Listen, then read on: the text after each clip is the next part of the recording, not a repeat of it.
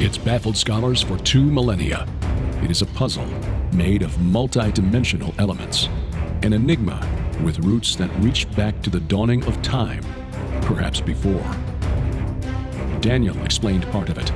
Ezekiel and Isaiah had glimpses into it. John saw it all for the time of the end. That time is now. Join Derek and Sharon Gilbert on a journey that spans the course of history, from Eden to Mount Hermon, from Hermon to Babel, from Babel to Rome, from Rome to the cross, and from there to us. Biblical prophecy is coming true before your eyes, and to understand it, you must discern the times both then and now. It's time to unravel the threads of this all-encompassing prophetic paradox.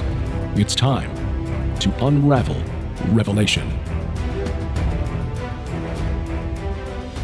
Welcome to Unraveling Revelation from SkyWatchTV. I'm Derek Gilbert. As you can tell, we're not in our usual Unraveling Revelation set. It's because we're recording a special interview today as we look forward to October of 2022. We're going to Turkey, and we're going to talk with the gentleman who's founded the company that is going to take us there and show us the churches of Revelation and a number of other sites that are significant in terms of biblical history, world history, archaeology, but also with some prophetic significance. He is an author, an educator, and an explorer.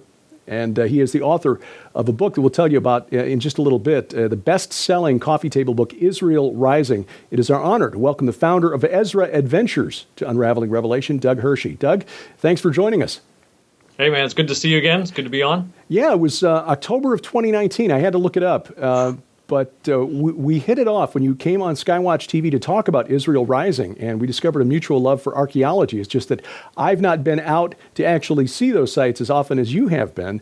And, just a couple of months ago, as Sharon and I were talking about, when are we going to be able to travel again? When will the travel restrictions be lifted? And I noticed that you were in Turkey, checked and found that Turkey is not as restrictive now. And thankfully, these restrictions seem to be lifting just about everywhere anyway. But you were leading groups to Turkey, so we got in touch, and thus the SkyWatch TV tour of Turkey was born. Yeah, and I'm really excited about it. I mean, much of COVID, as many of your viewers I'm sure know, that when Israel kind of shut down through COVID, Turkey remained wide open, and so really what you find is that the way that you would go to Israel to experience the biblical sites of like the Gospels or through the Psalms or some of the kings and the events in Israel. Turkey really holds most of Turkey and Greece, really, but primarily Turkey holds a lot of the of New Testament locations. And so the same way that you'd go to Israel to see your Bible come alive and to kind of walk in the footsteps of Jesus, here you are seeing the places where, and we'll talk about it, I'm sure, a little bit more even in this program, see these places where the Lord sent his disciples out from like sheep among wolves. And so for any of your viewers that have been to Israel, then taking that next step and seeing exactly where these disciples, these Galilean fishermen, or these sort of backwater guys into some of these cities is just phenomenal. And so I'm really excited to get your group there. And it even kind of bookends a little bit when you think about it, because Abraham was called from Kasdim in Hebrew, and it's only been the last 100 years or so that scholars have connected of the Chaldeans in southeast Iraq with Abraham. But prior to that, it was assumed, and I think the evidence in the Bible suggests this, that Abraham actually came from the area around Haran in southeastern Turkey. Yeah, and up in that same region. I mean, I was just there in Turkey within the last year, up in the sort of the upper end of Mesopotamia and in Haran and some of these locations, just to check it out for groups like yours. And there's not biblical sites or biblical buildings from 4,000 years ago, but you see the landscape, you see the plains of Haran as the scriptures talk about, and you can see why it was such a fertile land. And so there'll be some of these really unique places that we'll be going to, which I'm very excited about. Now, of course, in the New Testament, Paul and his colleagues did a lot of church planting in Asia, and then John was inspired by the Holy Spirit in the book of Revelation to write letters, and they were all directed to churches in Western Asia Minor, Anatolia, what is now modern-day Turkey. this is something, since Sharon and I started this program now over 2 years ago, as we dug into the history of those 7 cities, we found that there's a lot more there. There were specific reasons that specific things were written to those churches. The church at Ephesus, for example, we remember from Paul's experience there with the silversmiths who were upset that he was cutting into their business by leading people away from the veneration of the great goddess Artemis, who the Romans called Diana. What is really striking about what remains in Ephesus? Ephesus is an amazing, amazing city. You know, I explained it to friends, again, that have been to Israel. If you've been to Caesarea in Israel, you know, Caesarea Maritime, you know, our guides would talk about how Herod didn't really want to go to Caesarea because it was sort of this backwater town that he had to build up. But yet it's one of the largest in Israel. If you're familiar with how large that site, Ephesus is 3-4 times that size. I mean, it is just a massive, massive city. And you know, and in the book of Ephesians, as they're writing, because of, you know, in the same way that, you know, if you're on the Mount of Beatitudes and you're talking about the Sermon on the Mount, there are specific things that Jesus is talking about from that location, and it's the exact same way when Paul's writing a letter to the Ephesians. There are specific things that he's referring to in the city, in the culture, in the environment. Really, Ephesus was a bit of a spiritual Disneyland of sorts, where just anything and everything went as far as gods and sacrifices, and so what a profound place to really become his home base for several years, for sure, for, you know, a lot of the apostles and a lot of the sort of the sending out locations from Ephesus, and so it's just such a rich city. I mean, we could really spend a day or two there, I'm sure. With the time of our trip, we won't be able to, but there's just such biblical richness there. Yeah, and this was the first city to which Jesus dictated a letter. It was really intriguing reference in Revelation 2, verse 6. You hate the works of the Nicolaitans, which I also hate. And scholars have wondered for 2,000 years exactly who were the Nicolaitans, and I'm sure during the tour we will talk about that, as we'll be doing a lot of teaching as we go through this. But of course, Ephesians 6, one of the most famous chapters, the teaching on the whole armor of God, which Sharon has done, is really powerful in and of itself. But to be able to write that and to be able to review that right there at the location of the church where John was receiving this message that he was to dictate for the church at Ephesus, that'll raise the hair on the back of your neck. Again, it's if you're connecting it to any experiences in Israel, just being on location where some of these things were spoken is really profound. And to me, because the letters to these 7 churches in Revelation are coming from the Lord to those locations, while John is the one writing it, it's really coming from the heart of the Lord. So there are specific things, and like whether we're in Ephesus or Pergamum or Sardis or, you know, wherever we're at, we'll be able to tie that into very similar things that when Jesus is talking to the disciples or talking to the Pharisees, he uses the same type of language. His heart is coming out. He's expressing things that are very similar to, you know, in places like on the Sermon on the Mount, saying a lot of a similar type of thing, but exactly what you're saying, speaking into the culture of the cities, speaking into the culture of the people. And primarily, these are locations where, you know, when Paul would travel, that had a really profound Jewish community. So there's a strong Jewish element that underlies all of those letters, as well as how he's communicating these sort of Torah concepts to the new believers living in these cultures. The Church of Laodicea gets a bad rap. It's probably the most infamous of the 7 churches of Revelation, but the city of Pergamum, you mentioned, is singled out for a couple of specific sins that Jesus notes. There are some who hold to the teaching of Balaam, who taught Balak, who was the king of Moab, to put a stumbling block before the sons of Israel, suggesting a sexual sin of sorts there. But he also said, I know where you dwell, where Satan's throne is. Yeah. What's that a reference to? It comes back to something that was built. Oh, man, I'm going blank on the date, but it was an altar to the god of Zeus, and it was something that throughout history was kind of taken and removed around. But what's significant about that, as we're talking about the Jewish influence and how it all kind of comes back to the Jewish people, a German archaeologist in the late 1900s begins kind of excavating that area and starts moving some of these things back to Berlin, and they open what's called the Pergamum Museum, and they rebuild the actual throne of Satan in Germany. And that first opens in 1930, that then catches the eyes of a very young Adolf Hitler, which of course we know that connection into the Jewish into the Jewish world for sure. But here we are again, God speaking, the Lord himself speaking to the believers in Pergamum, directly talking about the throne of Satan. So when we're talking about again, sort of how biblical connections are coming alive in our world, and what is the connection, or was that long ago, or how does it influence today? Pergamum is a tremendous site. At one point, it was like the location in Asia to be at. I mean, we could probably spend 2 or 3 days just in that city. There's an amphitheater that holds 25,000 people. It's an amazing location. But there's also this spot that was called the Throne of Satan, which not only influenced the world in those early days as John is writing to the area, but even today, finding that coincidentally that same thing was then moved to Berlin, and now how it affected the Jewish people even today. I mean, we see how the enemy has a plan through that, but God clearly is not surprised by the enemy's plans and how all that ties together. It's a beautiful place to connect the then and now of what God is doing in the world. And what's really astonishing is that when you combine this reference here in Revelation 2 in the letter to Pergamum with Matthew 12 verses 22 through 26, where Jesus is accused of casting out demons by the power of Beelzebul, or Baal the prince, and he there responds that if Satan casts out demons by his own power, how will his kingdom stand? It's like Baal is Zeus. That's well established by scholars. So Baal, Satan, Zeus, Satan, Jupiter.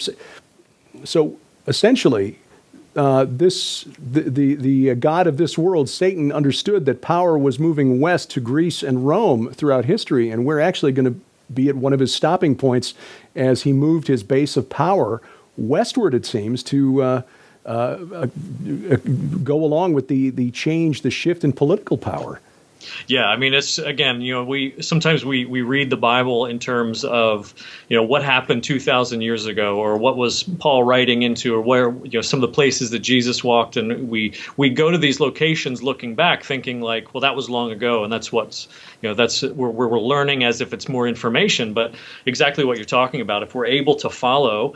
We're still in biblical times, like the times that we're living in with the restoration of Israel, and how nations are coming against, and how God is using even even things like Germany, even things like even the hatred and the evil to accomplish his purposes, or at least allowing that to influence in his master plan. We'll be seeing all of that in Turkey as well, and so it's some really special sites.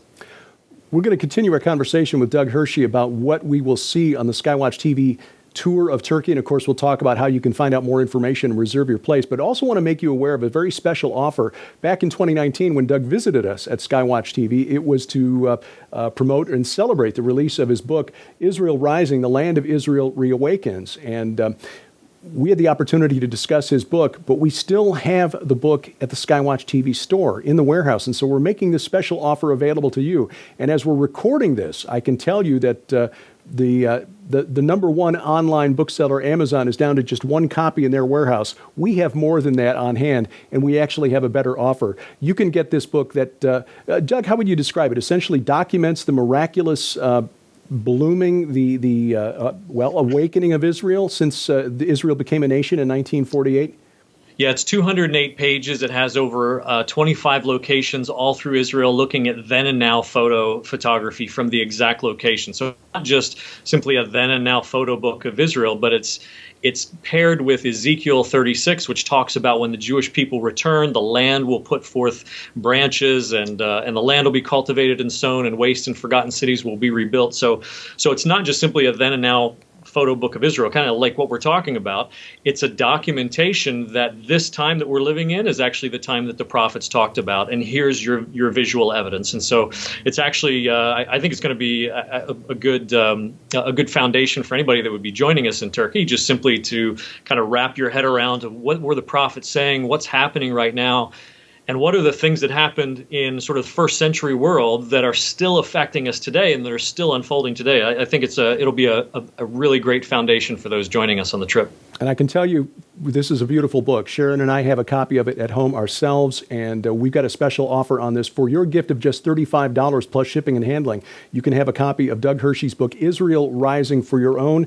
In addition, we will add Terry James' Cauldron, Supernatural Implications of the Current Middle East. Terry James, the man behind RaptureReady.com, prophecy expert, and we'll add a 7-hour audio CD called The Unseen Adversary. This is 7 hours of interviews that I conducted over the years with Dr. Michael S. Heiser, author of The Unseen Realm, Bible expert. We discuss everything from giants in the Bible to the Divine Council to his interest in the UFO phenomenon and what it has to do with biblical theology. All of that for your gift of $35 plus shipping and handling. To find out more and to get your copy, log on to SkyWatchTVStore.com, SkyWatchTVStore.com, or call toll-free during regular business hours, 844-750-4985.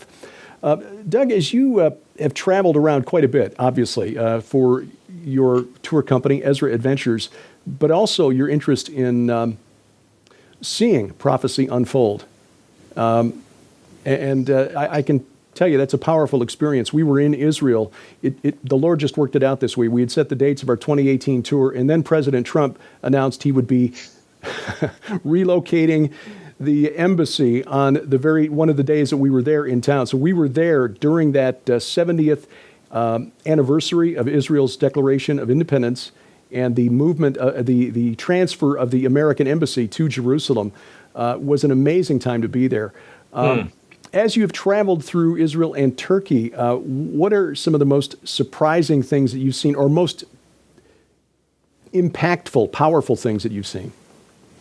Exactly what we've been talking about isn't just simply that, prophecy being sort of a pie in the sky, maybe one day we'll figure it out, is that oftentimes when God is speaking prophetically about what is to come, he's telling us what is actually going to come so that when we see it, we'll be ready.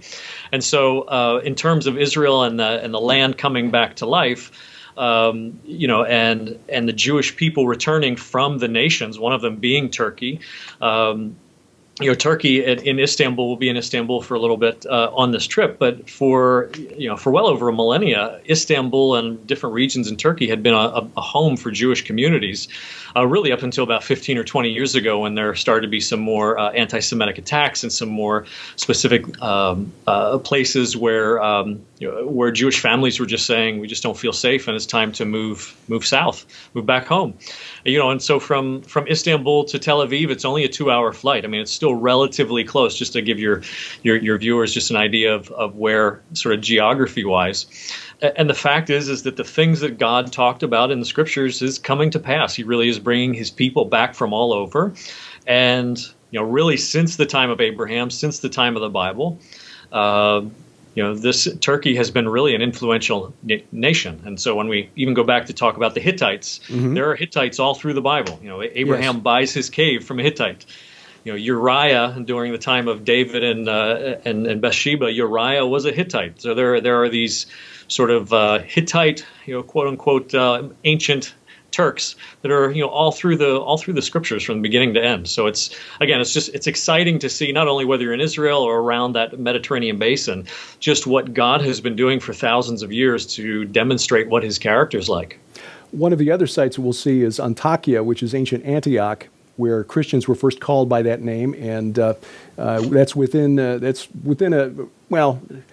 figuratively speaking, a stone's throw of a mountain called Jebel al-Aqra, which was the mountain in the ancient world where it was believed that Baal's palace was located. So we'll see another location that was very important to Satan and may even have some spiritual or some prophetic significance.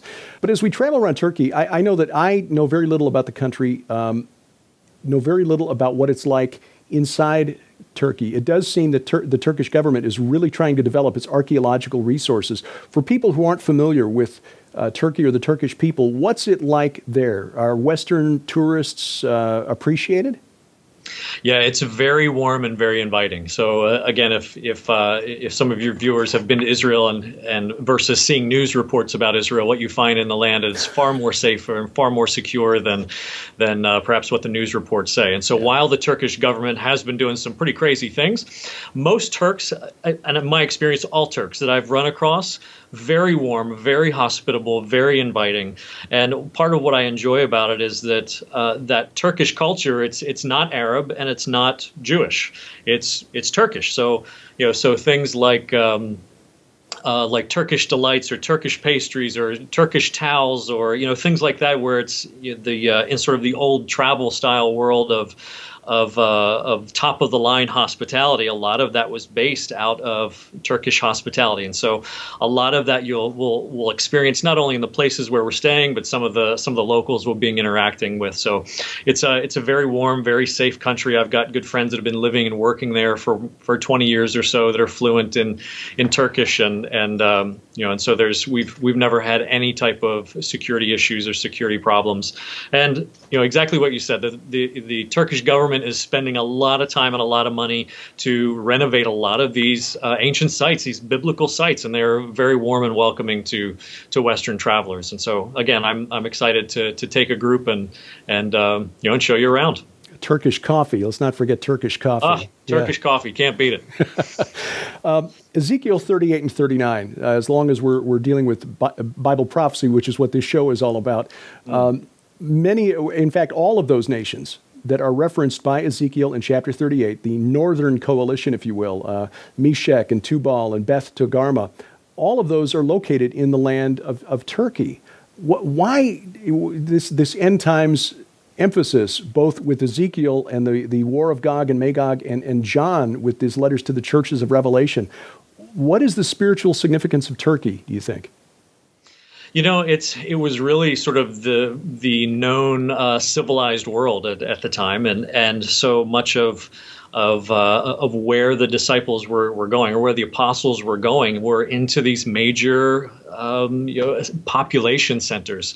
And so whether it was, like we were talking about, whether Ephesus or Pergamum or some of these other major places, this is where much of the world was interacting with. So it'd be the same way today as going to New York City or going to London or Tokyo or something like that. It was one of the prime locations where or even like Athens, like if you were there, this is where the world was happening.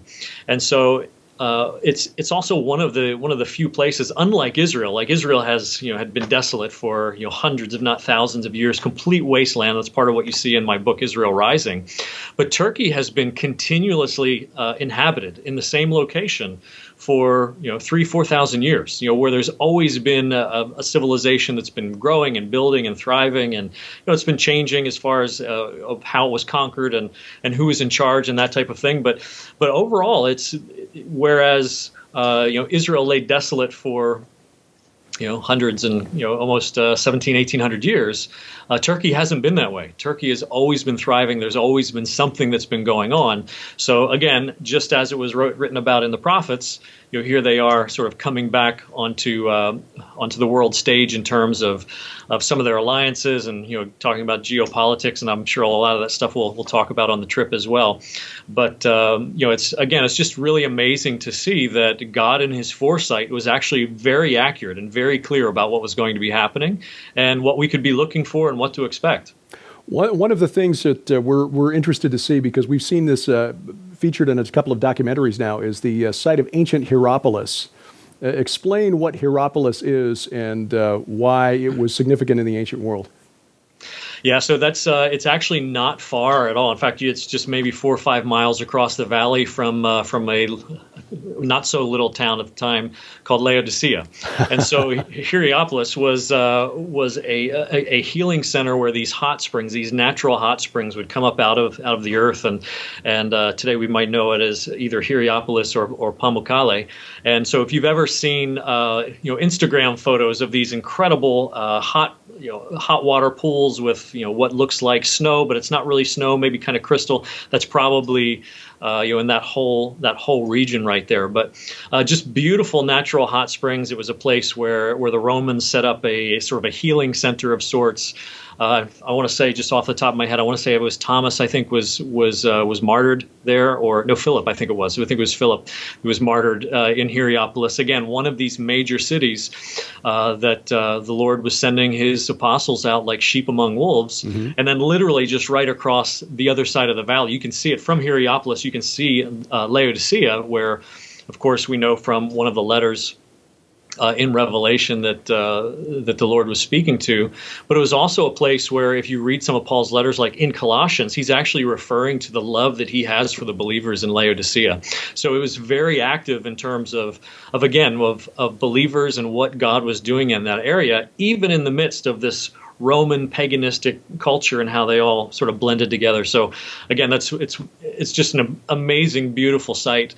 The last time I was there, this is sort of an aside, and we're not offering this on the trip, but I actually did some parasailing or paragliding over the ruins of Hierapolis, looking down on Pamukkale. It was incredible. So there's just beautiful, beautiful place. Yeah, Pamukkale is absolutely beautiful. But what surprised us was that in the midst of all this natural beauty, you've got this cave there that was sacred to the god Pluto, or Hades, the Lord of the Dead, because apparently it leaches carbon dioxide out. And so in the ancient world, the priests of Pluto would bring these animals for slaughter, lambs and goats, and they would be overcome by the carbon dioxide because it's heavier than air, keel over, and everybody watching, oh, Pluto is pleased, called the Plutonion, or as we might call it, the gates of hell. And I noticed from recent photos, the government of Turkey's actually erected a big statue of Pluto and Cerberus outside the entrance. Yeah, I mean, again, it's sort of amazing the things that are happening there as well. It's also connected to that hot spring when Laodicea is probably most known for, I'd rather you either be hot or cold, but right. If you're lukewarm, I'll spit you out of my mouth. And in the original language, it's not like an angry spit. It's more of like you're sick to my stomach. And so in that area, in that region, on two different sides of Laodicea, you have this natural hot springs, which is sulfur and which you would go to soak in, but you wouldn't drink from it because it was hot springs and it was just awful. And then on the other side, you had a lot of these cold water natural springs. And so he's, again, making reference to the area and saying, I prefer you either be hot or cold. But if you mix them together, I mean, you try to drink, like, that doesn't even, like, nobody wants that. It's not a hot spring for soaking your aching bones or for whatever medical stuff you've got, and it's certainly not for drinking. It's just, like, no one wants that. Like, that's not, I would absolutely spit you out of my mouth, because that's not at all good really for anything. So again, there are things that are in the land, that are in these cities, just like Israel, when Jesus is talking about different parables or Sermon on the Mount, there are specific things that he's referring to geologically or geographically, and the same thing we'll find as well, especially with these 7 churches. It's really amazing. Like, the light bulb will come on for sure. Yeah, when you can visualize it, it makes it real. And you can join us. The dates, October 18th through November 3rd of 2022. October 18th through November 3rd. Find out more online at skywatchinturkey.com, skywatchinturkey.com, or just point the camera on your smartphone or tablet at the QR code on the screen. It'll take you right to the website. Doug Hershey will be joining us, and please take advantage of our special offer on his wonderful book, Israel Rising. Doug, thank you for joining us today. We sure appreciate it, and we look forward to seeing you in Istanbul. Yeah, it's going to be great. I'm looking forward to spending time with you guys and doing this trip together. And we thank you for watching. This is Unraveling Revelation from SkyWatch TV. Unraveling Revelation is part of SkyWatch TV. To learn more about SkyWatch TV and the work of our sister ministry, Whispering Ponies Ranch, please visit our website, skywatchtv.com.